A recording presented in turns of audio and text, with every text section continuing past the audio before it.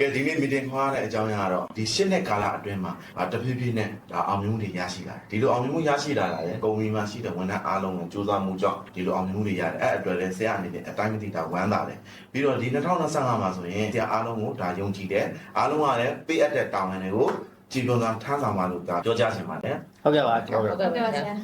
အော်အေးကိုစောစောပါဘုဒ္ဓနေ့ကလှုပ်လိုက်တဲ့ဒါ project ကိစ္စတခုအတွက် survey data တွေရယ်နောက်တော့ operation ကဏ္ဍမှာရှိတဲ့ဒါ trial ကိုယူပြီးတော့ညနေကျရင်ဆရာခေါင်းမှာတစ်ချက်တော့တင်ပေးပါဟုတ်ကဲ့ပါဆရာဟုတ်ကျွန်တော်ကြည့်လို့ရပါဟုတ်ကဲ့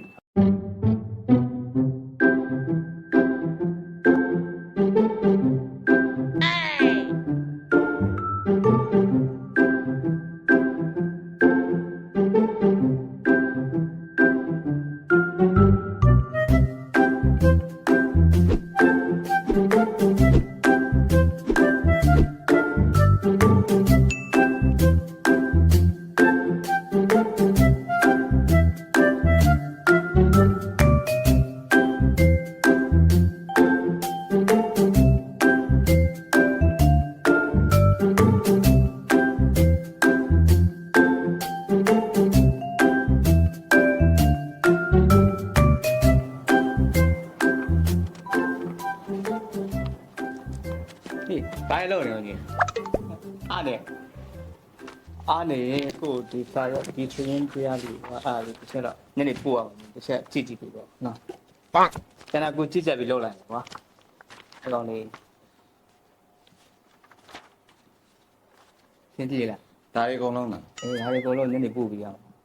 ညနေတော့မပြီးတော့ဘူးနော်ကိုပြီးလောက်ပါလားညီလေးစိတ်ကိုယုံပါလေနော်ပြီးတော့ဘူးချင်နော်ကိုဒါလေးထိုင်တာကွာကျွန်တော်ကိစ္စကိုငါကြည့်တက်ပြီးလောက်လာနော်ဒါလေးကိုချက်အဲ့ဒါလေးပဲလုပ်နော်โอเค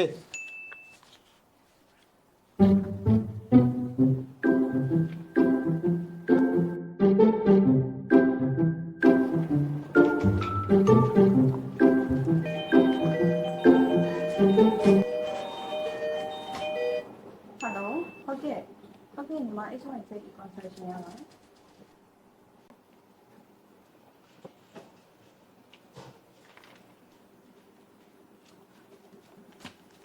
ဒ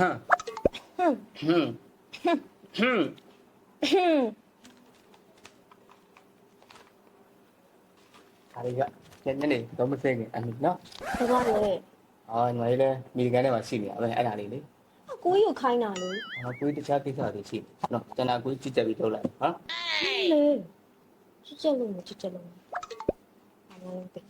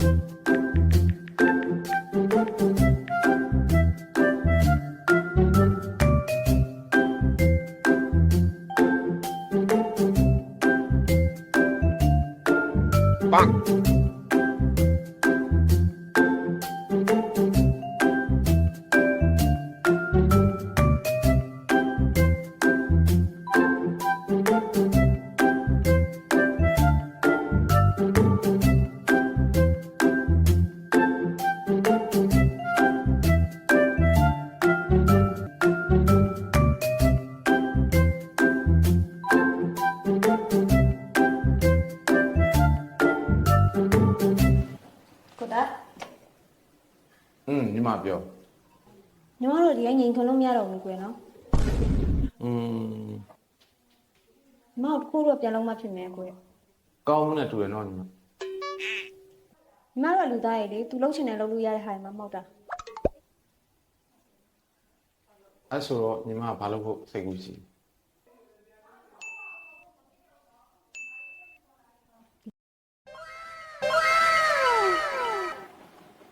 ကိုရောဟာရုံးကနေရောက်နေပြီခဏကဆရာခိုင်းလိုက်လုပ်ပြီးပြီလားဆရာခေါင်းနေတယ်ပြီးတော့လာခဲ့မယ်နော် ပို့ပြီးသားရမင်္ဂလာပါဗျာ အေးမင်္ဂလာပါ ဆရာခေါ်တဲ့ခုလိုပါဗျာ အေးခေါ်တယ်ဟုတ်တယ်တမရတွေရုံးစင်းနေပြီဘာလို့နောက်ကြလဲ ဆရာမနေ့ကခိုင်းထားတဲ့စာပေတည်တယ်လေးပြီးအောင်လုပ်နေလို့ခင်ဗျာ ပြီးပြီလား ဟုတ်ကဲ့ပြီးပါပြီ အေးပင်ကဟုတ်ကဲ့ ဟုတ်